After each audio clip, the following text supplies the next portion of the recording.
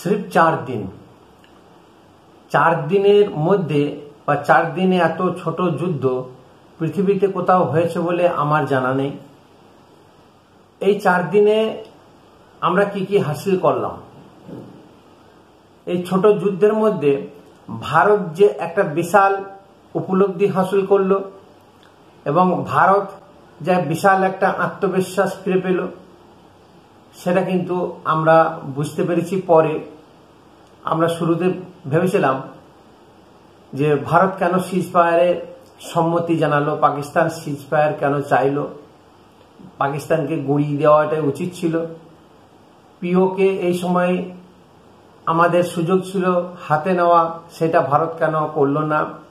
যাই হোক, এগুলো আমরা বাড়িতে বসে বা দূর থেকে এসব কল্পনা করছি, কিন্তু অ্যাকচুয়ালি যে রণনীতি বা যে পরিকল্পনা বড় বড় মাথা দিল্লিতে বসে আছে, আমাদের ভারতের বীর সৈনিক, তার কমান্ডার প্রত্যেকেরা ডিসিশন নিয়েছেন এবং গোয়েন্দা বিভাগ ওনাদের মাথাতে যেটা এসেছে ভালোই এসেছে, যেটা আমরা সাধারণ মানুষ বুঝতে পারবো না বা আমাদের সাধারণ মানুষের সেই ব্যাপারে নাক না গলানোই উচিত। কিন্তু যেটা দেখলাম, বুঝলাম যে ভারত সিজফায়ার কেন সম্মতি হলো, পাকিস্তান কেন সিজফায়ার করলো। তার কারণ হচ্ছে 22শে এপ্রিল পেহেলগামে যে নৃশংসভাবে আমাদের হিন্দু পর্যটকদেরকে হত্যা করেছিল এবং তারা একটা মেসেজ দিয়েছিল যে তোরা কি করতে পারিস দেখে নেব, আমরা তো এই কাজ করে গেলাম। সেই মেসেজের বদলা আমাদের ভারতীয় সেনাবাহিনী বলেছিল এর বদলা আমরা জরুর নেব। এক ধাপ এগিয়ে গিয়ে ভারতের প্রধানমন্ত্রী নরেন্দ্র মোদী বলেছিলেন যে বদলা এমন ভাবে না হবে নেক্সট পিঢ়ি মানে নেক্সট জেনারেশন পর্যন্ত তা মনে রাখবে এবং আতঙ্কবাদীরা ভাববে যে এর আগে এরকম তাদেরকে ধোলাই দেওয়া হয়নি, এবং সত্যিই সেটা করা হলো। 7ই মে, 8ই মে এবং 9ই মে এবং 10ই মে যেভাবে এয়ার স্ট্রাইক করা হয়েছে পাকিস্তানের উপরে, এটা কল্পনাতীত ছিল। পাকিস্তান বাপের জন্মে ভাবতে পারেনি যে ভারতবর্ষ এইভাবে স্ট্রাইক করবে, এবং ওখানকার জঙ্গিরা ভাবতে পারেনি যে ভারত আবার ঘুরে আমাদেরকে আঘাত হানবে। কিন্তু আমাদের এয়ার ডিফেন্স এতই মজবুত, শক্তিশালী, আমাদের স্থলবাহিনী, নৌবাহিনী এত মজবুত এবং শক্তিশালী, সেটা পাকিস্তান কেন সারা বিশ্ব, সারা দুনিয়া দেখে নিল। যে সমস্ত বড় বড় দাদা আমাদের পৃথিবীর, আমেরিকা, ইউরোপ, ইভেন চায়না পর্যন্ত, তারাও বুঝে গেল ভারতের ক্ষমতা কতখানি। পাকিস্তানে যত জঙ্গি ঘাঁটি আছে, সেই সমস্ত জঙ্গি ঘাঁটিগুলো তো গুড়িয়ে দিয়েছেই। পাক অকুপাইড জম্মু কাশ্মীরে এছাড়াও পাকিস্তানের ভিতরে ঢুকে গিয়েও বেশ কিছু জঙ্গি ঘাঁটি এবং 9 করে 11টা এয়ারবেস ধ্বংস করেছে আমাদের ভারতীয় এয়ার ডিফেন্স। পাকিস্তানের জনতা, ওখানকার প্রেসিডেন্ট, যত রাজনৈতিক নেতৃত্ব আছে, তাদের পাকিস্তানের সেনার প্রতি যথেষ্ট অহংকার ছিল। ওরা বলতো যে পাকিস্তানের সেনা সব থেকে শক্তিশালী, পাকিস্তানের এয়ার ডিফেন্স চীন এবং তুর্কির টেকনোলজি নিয়ে যথেষ্ট উন্নত মানের এয়ার ডিফেন্স তৈরি করেছে, তারা পৃথিবীর কোনো দেশকে ভয় পায় না। আজকে সেই 11টা এয়ারবেসকে মাত্র কয়েক ঘন্টার মধ্যে গুঁড়িয়ে দিয়ে চলে এসেছে। এতে যেমন পাকিস্তান ভয়ভীত, সঙ্গে সঙ্গে তুর্কি এবং চীনও চিন্তা ভাবনা শুরু করেছে যে ভারত কি এমন টেকনোলজি ব্যবহার করলো যে আমাদের দেওয়া যে টেকনোলজি সেটাকে বানচাল করতে পারলো না। ইভেন ভারত এর আগে যতবার পাকিস্তানকে আক্রমণ করেছে বা পাকিস্তানের সঙ্গে যত যুদ্ধ হয়েছে, যেমন 1971, 1965, 1999 সালে কারগিলে, তখনও পর্যন্ত ভারত কিন্তু এরকম এত অত্যাধুনিক টেকনোলজি ব্যবহার করেনি আর এইভাবে আঘাত কিন্তু করে আসেনি। এইবারে যে আঘাতটি করলো পাকিস্তানের জন্ম জন্মান্তর পর্যন্ত মনে রাখবে এবং ঘুমোতে ঘুমোতেও যদি স্বপ্ন দেখি যে পাকিস্তান ভারতকে যদি আবার অ্যাটাক করব, তাহলে পাকিস্তান দেশটাই হয়তো ম্যাপ থেকে মুছে যেতে পারে।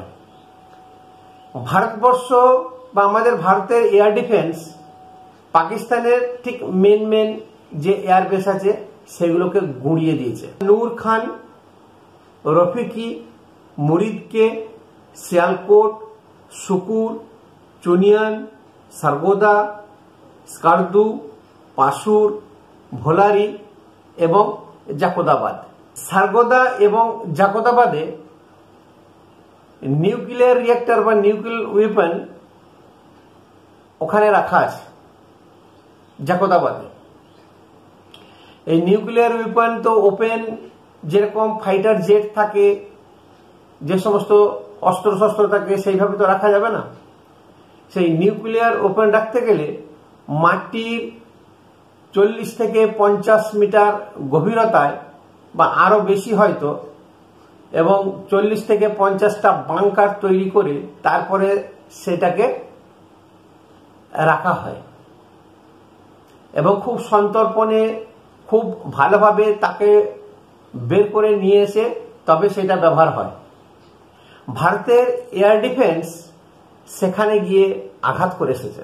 আমাদের গর্বের বিষয়, ভারতের তৈরি রুশ এবং ভারতীয় টেকনোলজি মিলে যে অস্ত্র বা যে মিসাইলটি তৈরি করা হয়েছে ব্রহ্মস, এই ব্রহ্মসই কিন্তু সেই এয়ার ডিফেন্সগুলোকে ধ্বংস করে দিয়ে এসেছে।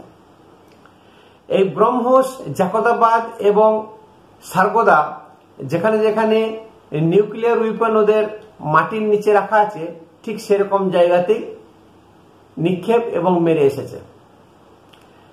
শুধু তাই নয়, যথেষ্ট গভীরতার সঙ্গে সেখানে পৌঁছেছে এবং বাংকার ভেঙে ভিতরে ঢুকেছে এবং অনেক নিউক্লিয়ার রিয়েক্টর বা নিউক্লিয়ার ওয়েপন ধ্বংস করে দিয়েছে।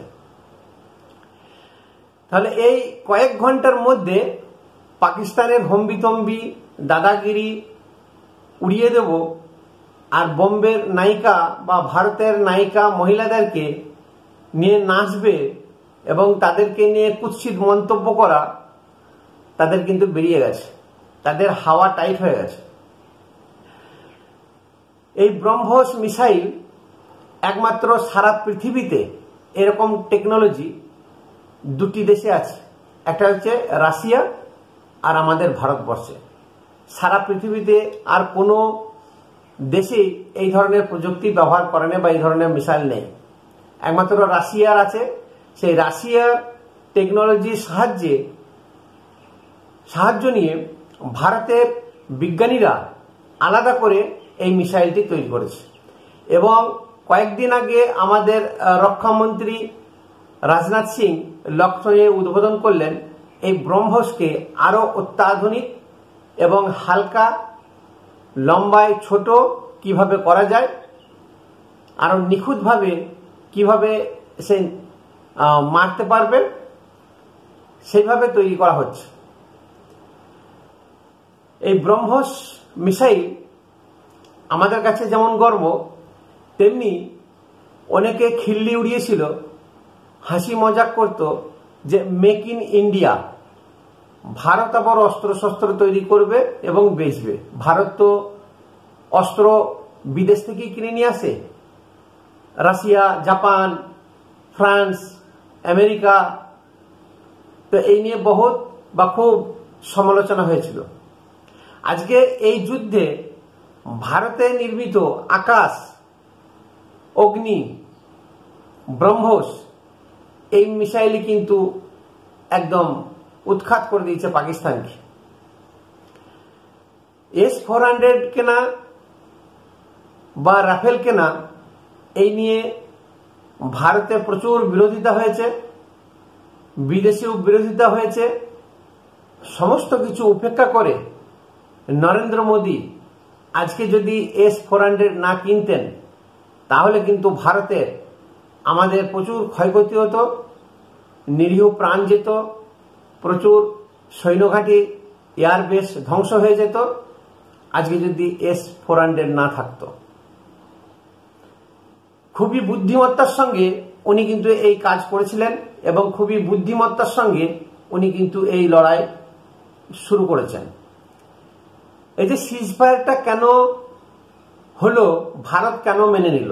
প্রথম কারণ হচ্ছে আমাদের ভারতের সেনা এইভাবে নেমেছিল যে সন্ত্রাসীদেরকে উচিত শিক্ষা দেব বা মেরে মাটির নিচে পুঁতে দেব। সেই জিনিসটা করেছে। যেখানে যেখানে সন্ত্রাসবাদী তৈরি হয়, যে কারখানা, সেই কারখানাগুলোকে গুঁড়িয়ে দিয়েছে।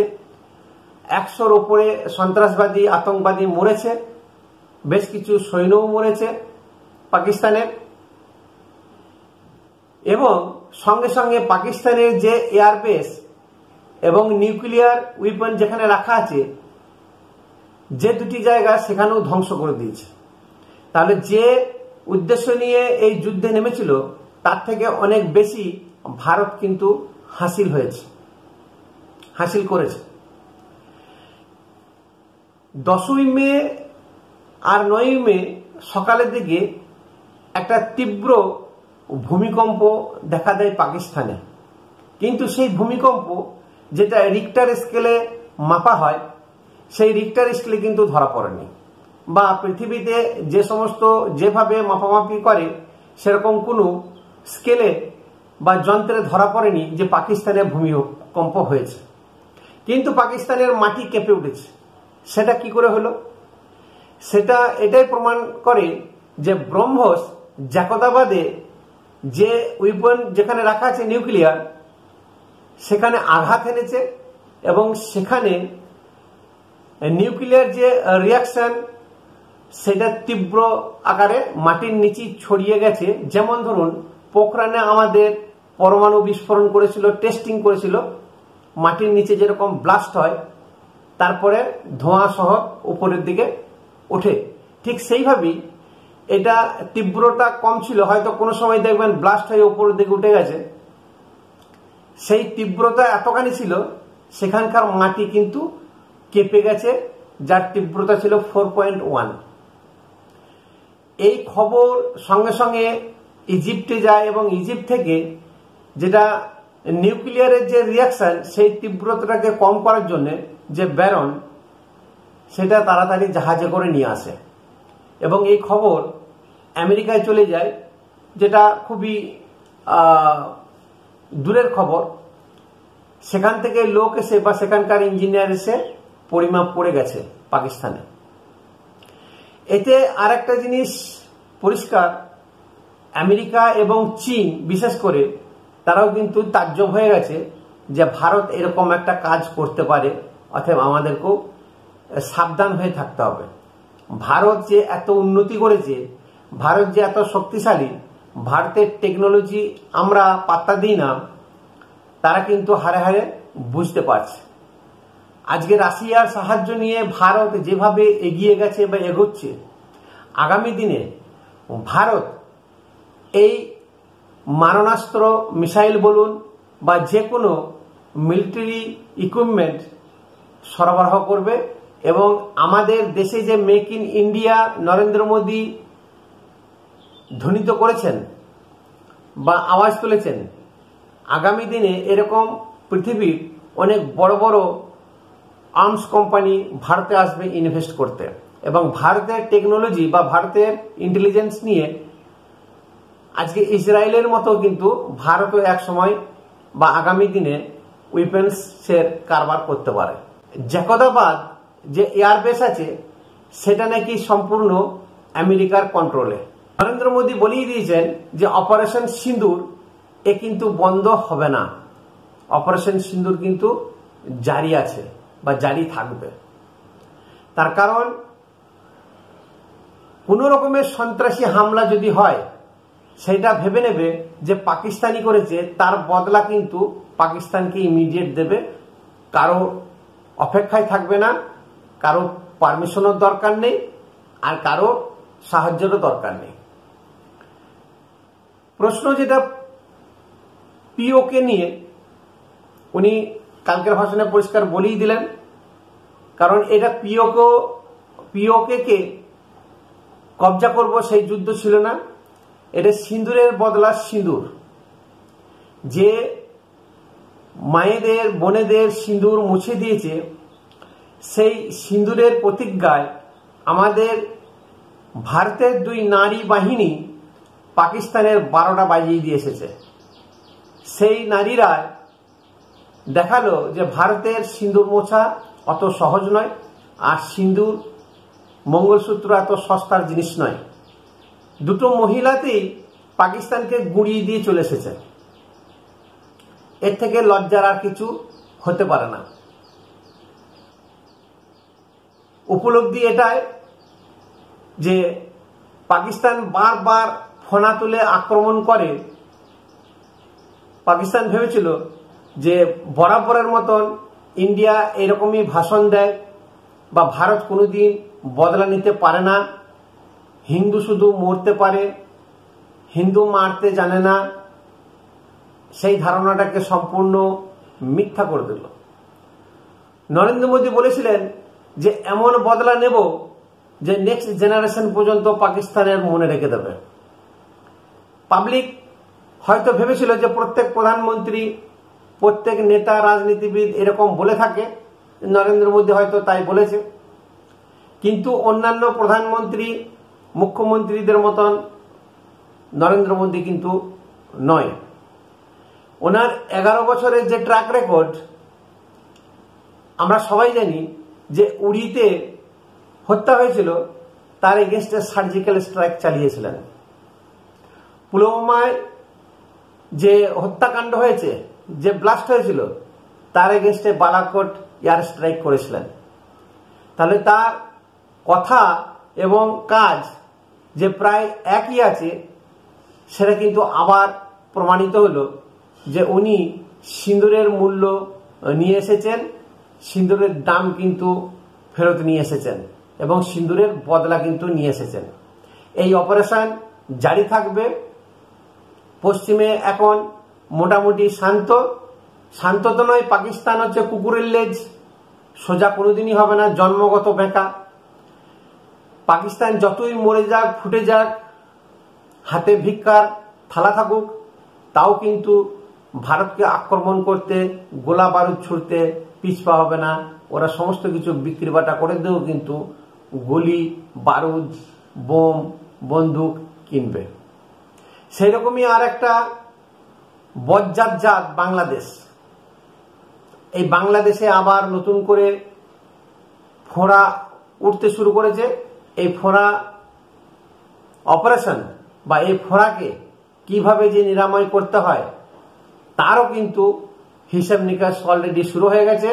আমরা সমানে বলে আসছি যে পশ্চিমবঙ্গে রাষ্ট্রপতি শাসন হোক, যে অত্যাচার হচ্ছে, পশ্চিমবঙ্গটাকে মুসলিম রাষ্ট্র বা মুসলিম রাজ্য বাংলাদেশের সঙ্গে ঢুকিয়ে নেওয়ার যে চক্রান্ত চলছে দীর্ঘদিন ধরে, এই খবরও কিন্তু ভারতীয় এবং ভারতীয় যে গোয়েন্দা বিভাগ আছে, প্রত্যেকের কাছেই কিন্তু আছে। আমার মনে হয় এই জন্যই পশ্চিমবঙ্গে রাষ্ট্রপতি শাসন করেনি বা করতে চাইছে না, যে পাকিস্তানের মতন বাংলাদেশ, পশ্চিমবঙ্গ এবং নেপাল, এই 3টি দেশ বা রাজ্যকে নিয়ে একটা স্পেশাল অ্যাকশন শুরু হতে পারে। সেটা সময়ই বলবে। তাই সেই দিন বা সেই জিনিস দেখার জন্য আমরা অপেক্ষায় রইলাম। এখন একটা কথায় বলা যেতে পারে যে মোদি কালিয়ানাগের যে ফোনা, সেটাকে পা দিয়ে কুচলে দিয়েছে। সেই ফোনা তছনছ করে ভেঙে ছিটছাতর করে দিয়েছে। আশা করি সন্ত্রাসবাদীরা বেশ কিছু বছর সময় নেবে ভারতের এগেনস্টে আবার সেই গোলা বারুদ বা গুলি ছুড়তে, কিন্তু তারা থামবে না, একমাত্র একবারও শেষ হয়ে যাবে না। নমস্কার, ভিডিওটি অবশ্যই শেয়ার করবেন এবং একটা সাবস্ক্রাইব করবেন। ধন্যবাদ।